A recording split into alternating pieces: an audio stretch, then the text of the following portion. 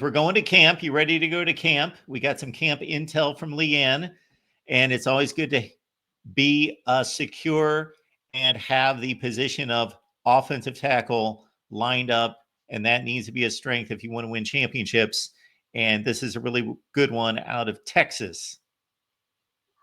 Felix Ojo is a kid that everyone has been talking about. Now, he's one of the younger kids in the class of 2026, but like I said, in his case, age is just a number. It does not define him being on the younger side does not define the type of talent. He's really grown from his sophomore to his junior season, and he continues to be that guy. You're seeing him, of course, here this weekend. He was just a monster in the one-on-ones, and I think he was already one of the top tackles in the country. I think he was coming in. They have him at 6'6". He's probably closer to 6'7", around 273 or so. But like I said, he's one of those guys that he's the number 4 overall player. They have him as a number 6 offensive tackle, but I do believe as we get deeper into the camp circuit and definitely after his performance out in Dallas at Melissa High School this weekend, that he's going to have no problem continuing to solidify what all of us and in the Texas scene have been watching him do over down at Lake Ridge High School in Mansfield, Texas.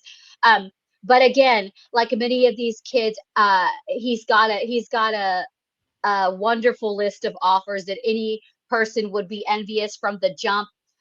But like many of these players, they want to go in and they want to head into their senior season, kind of not necessarily making a choice, but narrowing down. And last week, prior to his arrival at the Under Armour camp, he did trim down his list to a top 8. So these are the guys, as I like to say, the guys who still remain in the hunt for Ojo services, one of the top offensive tackles to come out of Texas and in the country.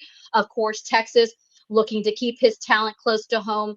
Michigan, Ohio State, Notre Dame, Ole Miss. So tune into Ole Miss Live tomorrow. We'll have more with Ojo. We got to talk with him and share a little bit more about that because the Rebels are in the running.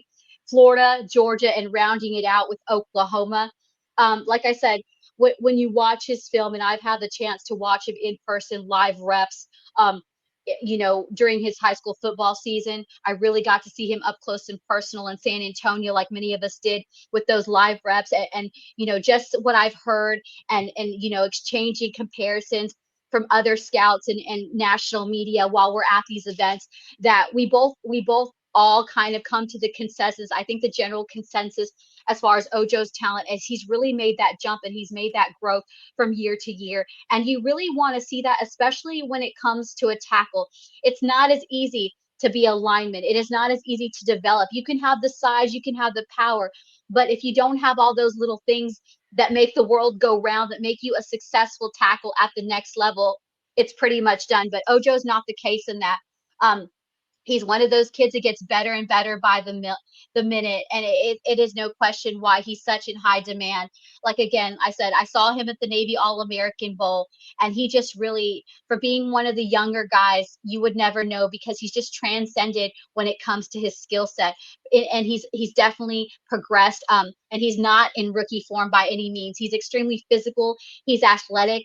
And what I love about him, despite his already towering frame, he's not your typical lineman that's already got a lot of meat on him.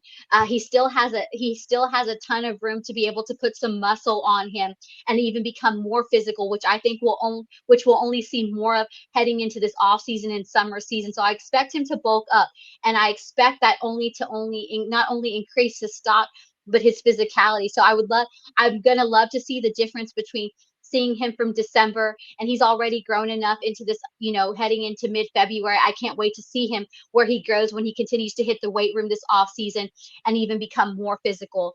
Like I said, he continues to separate himself. I'm trying to look at my notes and try not to repeat myself as far as just what he brings to the table, but all weekend long, from what you saw on that film, he just commanded the one-on-ones, and I think he really made the case for anybody who hasn't seen him or followed his career outside the Texas recruiting circuit, that he is one of the top tackles, not only in the state of Texas, but in the country right now.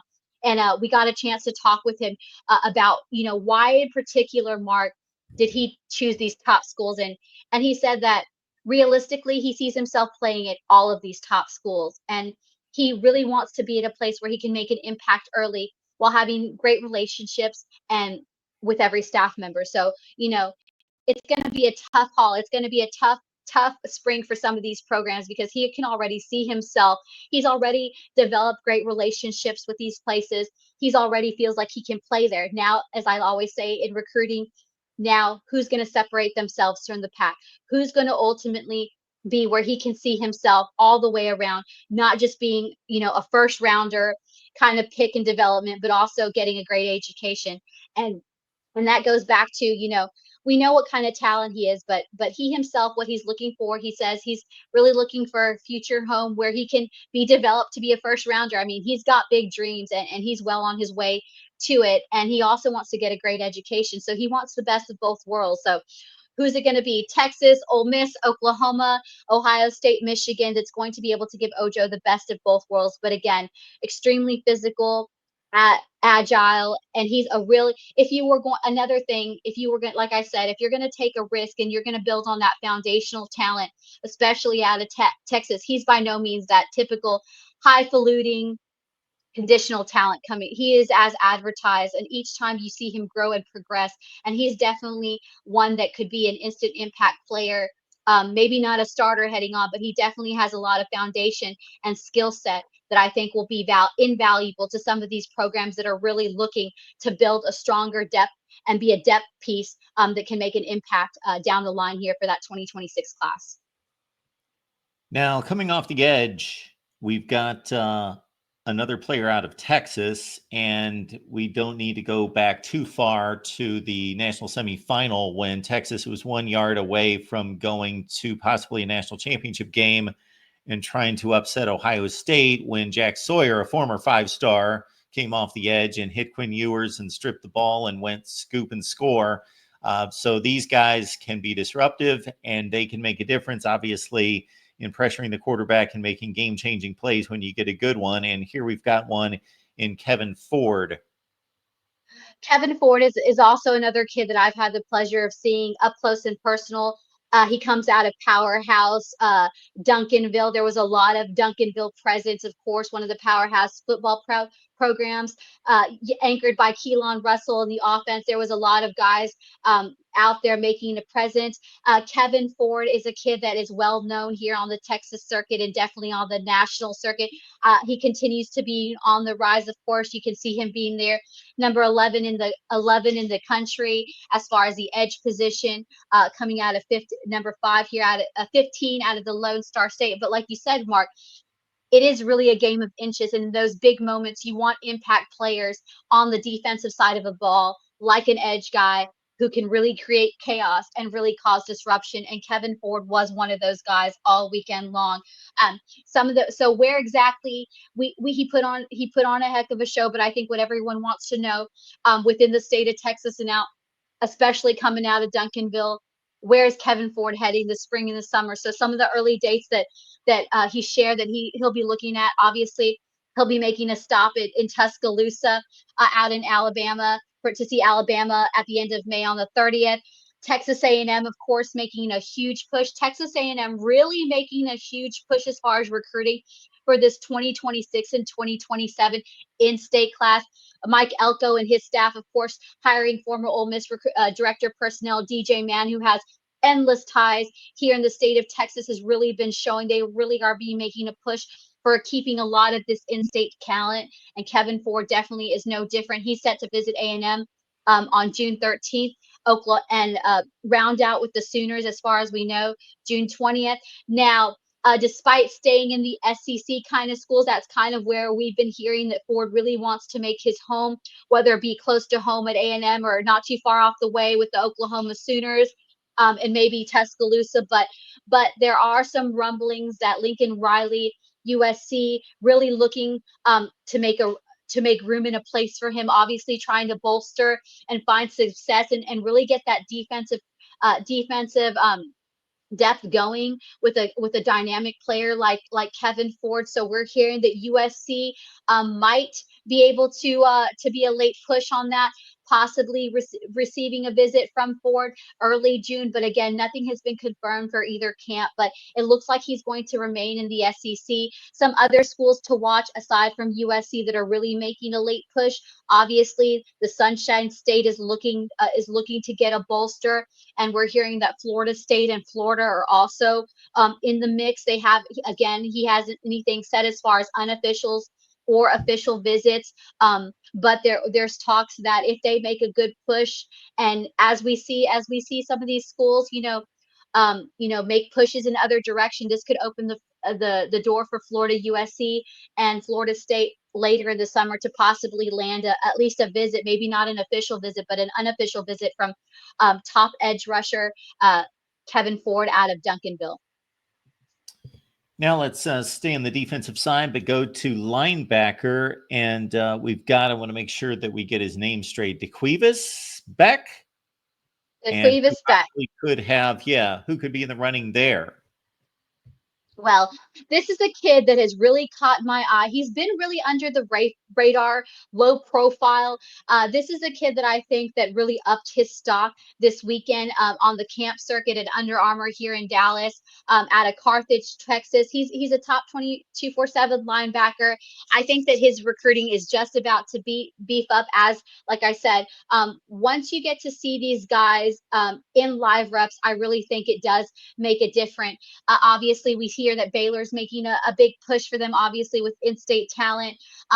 He'll be at Oklahoma. Some of the early visits that we're hearing that Beck is going to be taking right off the jump. He's wasting no time taking some unofficials as dead period finishes. He's set to go to Norman and visit the Sooners March 8th. Arizona State around mid-April, and again, Texas A&M. That's another name we're going to be hearing a lot when it comes to the 2026 and 2027 classes. They are doing a really fantastic job on the circuit this season, taking a risk and taking a chance on a lot of not only the high school talent, but specifically, like I said, Mark, in the state of Texas. This kid just catches my eye for so many reasons. Seeing him in person, seeing him on film.